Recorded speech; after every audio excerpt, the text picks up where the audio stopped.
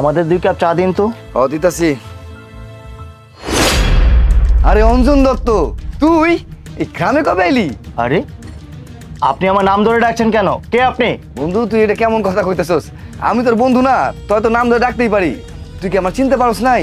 আরে আমি জসিম, ক্লাস 8 অবধি তোর লগে একসাথে পড়াশোনা করছিলাম। ও আচ্ছা আচ্ছা আচ্ছা, এখন মনে পড়ছে। তুই আমাদের বেচের সেই মূর্খ ছেলেটা না, যে পরীক্ষায় কোনো রকমভাবে পাশ করতি? তা বুঝি এখন চায়ের দোকান খুলেছিস? অঞ্জন, এইটা তোমার বন্ধু? মানে চায়ের দোকানদার তোমার বন্ধু হয়? তুমি কি পাগল হয়ে গেছো? এরকম একটা সস্তা মানুষ কিনা হবে আমার বন্ধু? আরে ও ক্রেজি। তাহলে ও যে বলছে ও তোমার বন্ধু হয়? আরে ভাবি, আরে আমরা তো বন্ধুই। ও আপনার লগে মজা লইতেছে। Stop stop your mouth. আরে আমি তো একটা বোকা, তোর মতো একটা গন্ডমূর্খের সাথে আমি কিনা ইংলিশে কথা বলতেছি, তুই তো ইংলিশের কিছুই বুঝবি না। শোন, ছেলেবেলায় একসাথে পড়াশোনা করলেই না বন্ধুত্ব হয় না। আর তোর মতো ফকিরের নামই তো আমি মনে করতে পারতেছি না, আর তুই কিনা আমাকে বন্ধু বলে দাবি করিস? তাই তো বলি, সামান্য একটা চায়ের দোকানদার তোমার বন্ধু হয় কিভাবে? তাছাড়া যেই দেখেছে তোমার পজিশন ভালো, সেই বন্ধুত্ব পাতাতে আসছে। ভাবি, আমি এত কিছু ভাইবা বলি নাই। ছোটবেলায় আমগো মাঝে একটা সখ্যতা ছিল, তাই কওয়া। এই সখ্যতা মানে? কিসের সখ্যতা? সখ্যতা হয় সমানে সমানে।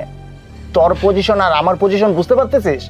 তুই একটা সামান্য চায়ের দোকানদার, আর আমি শহরের একটা মাল্টিন্যাশনাল কোম্পানিতে চাকরি করি। আজকের পর যদি তুই গ্রামের কাউকে বলে বেড়াস তুই আমার বন্ধু হস, খোদার কসম তোর আমি জানে মাইরা ফেলাম।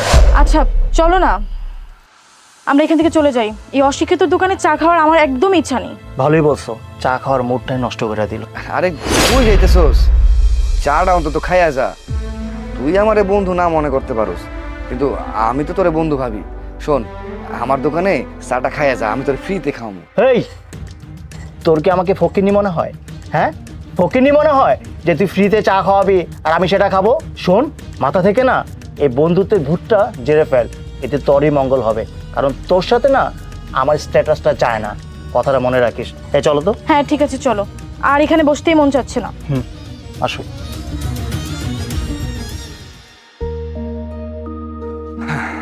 হায় রে মানুষ, শহরে গেলে নাকি মানুষ পরিবর্তন হয়ে যায়।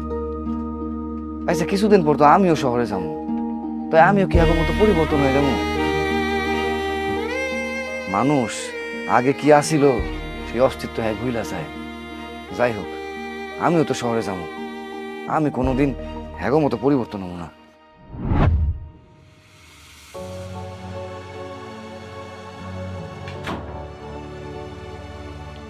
আরে আপনি আপনি আমার অফিসে কি করছেন?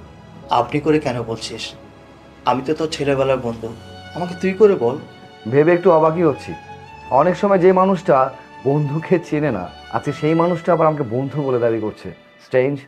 বন্ধু, পুরোনো কথা বলে যা বন্ধু, আমি একটা মস্ত বড় বিপদের মধ্যে পড়ছি, তুই প্লিজ আমার পাশে এসে দাঁড়া, না হলে আমি মরে যাওয়া ছাড়া আর কোনো উপায় থাকবে না। মানে? বন্ধু, বস আমাকে জালিয়াতি কেসে ফাঁসিয়ে দিয়েছে, এখন আমার কাছে টাকা চাচ্ছে, আমার কাছে কোনো টাকা পয়সা নেই। আমি তোর অ্যাড্রেসটা অনেক কষ্ট করে ম্যানেজ করেছি, আমি জানতে পেরেছি তুই একটা ভালো কোম্পানিতে চাকরি করিস, লাখ লাখ টাকা ইনকাম করিস। বন্ধু, তুই তো আমার ছেলেবেলার বন্ধু, প্লিজ আমার তুই বিপদটা থেকে বাঁচা বন্ধু, তা না হলে আমি একদম মরে যাব বন্ধু, একদম মরে যাব। বুঝতে পেরেছি, তো আমি আপনাকে ঠিক কিভাবে সাহায্য করতে পারি? বন্ধু তুই আপনি করে বলে আমাকে আর লজ্জা দিস না। আমার এই বিপদের মধ্যে তুই আমাকে কিছু টাকা দিয়ে সহযোগিতা কর বন্ধু, আমি তোর কাছে অনেক আশা নিয়ে আসছি বন্ধু, প্লিজ বন্ধু আমার জন্য একটা কিছু কর। তুই হাসছিস বন্ধু?